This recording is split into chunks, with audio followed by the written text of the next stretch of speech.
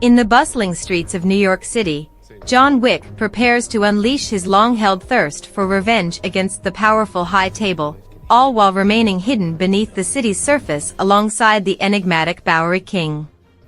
His journey takes him to the distant lands of Morocco, where he ends the life of the Elder, the lofty figure who presides above the High Table's domain. This audacious act draws the attention of the Marquis Vincent de Gramont, a formidable member of the High Table, who summons Winston, the manager of the New York Continental Hotel, and his trusted concierge, Sharon. With inexhaustible resources provided by the High Table, the Marquis vows to eliminate John Wick and chastises Winston for failing to eliminate him previously. In a swift and severe punishment, Winston is stripped of his managerial position, declared excommunicado, the Continental is obliterated, and Sharon is executed. To further manipulate the circumstances, the Marquis enlists Kane, a retired, sightless assassin once part of the High Table, to assassinate his old comrade John.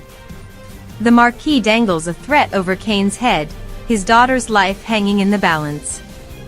Seeking refuge within the walls of the Osaka Continental, under the stewardship of his friend Shimazu Koji, John finds temporary sanctuary.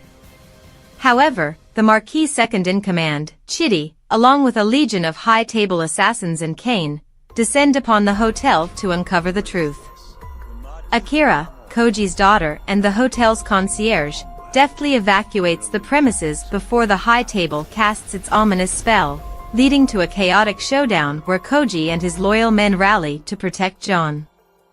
Facing an unyielding onslaught of heavily armored assassins, John emerges as a force to be reckoned with, culminating in a climactic duel with Kane. Just as the conflict intensifies, the intervention of Mr. Nobody, a seasoned bounty hunter, disrupts the battle and facilitates John's escape after realizing the price on John's head is meager. Wounded but unyielding, Koji valiantly clashes with Kane, his efforts ultimately leading to his own demise and the sparing of Akira. Returning to the heart of New York, John stands before Winston, his wounded spirit mirrored in the vengeful eyes of his friend. In this poignant moment, Winston imparts ancient wisdom, urging John to invoke an age-old High Table tradition that would grant him the right to challenge the Marquis to a duel. Victory in this duel would emancipate John from the High Table's shackles, but the stipulation demands that John request the duel in service of a crime family. Thus, John embarks on a journey to the Berlin headquarters of the Ruska Roma crime syndicate, with whom he once shared affiliations but severed ties. The road to readmission demands that John eliminate Killa Harkan, a High Table member responsible for the demise of Katya's father, John's adoptive sibling. The tension crescendos as John confronts Killa within the confines of his nightclub, with unlikely allies such as Kane and Mr. Nobody rallying to his cause. John's victory over Killa marks his resurgence and reclamation of his former stature. A formal challenge issued by Winston reaches the Marquis, setting the stage for a decisive duel. Winston bargains for the reconstruction of the New York Continental and his reinstatement as manager should John emerge victorious.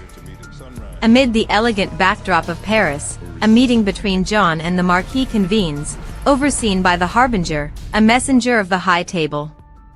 The parameters of the impending duel are agreed upon, dueling pistols at the break of dawn upon the sacred grounds of Sacré-Cœur. Kane, reluctantly, stands as the Marquis representative, with dire consequences awaiting John and Winston should either falter in attendance. An unexpected arrival surfaces as the Bowery King arrives, bestowing upon John not only a pistol but also a newfound resilience. However, the Marquis plots to hinder John's timely arrival at the duel by placing an exorbitant bounty on his head. John's arduous journey through a gauntlet of assassins, including a renewed confrontation with Mr. Nobody, culminates in an astonishing escalation of the bounty to $40 million.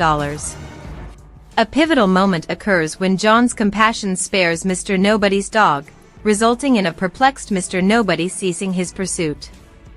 As allies in the form of Kane and Mr. Nobody rally by John's side, a furious battle unfolds on the Rue Feuilleteer, culminating at the summit just in time for the duel.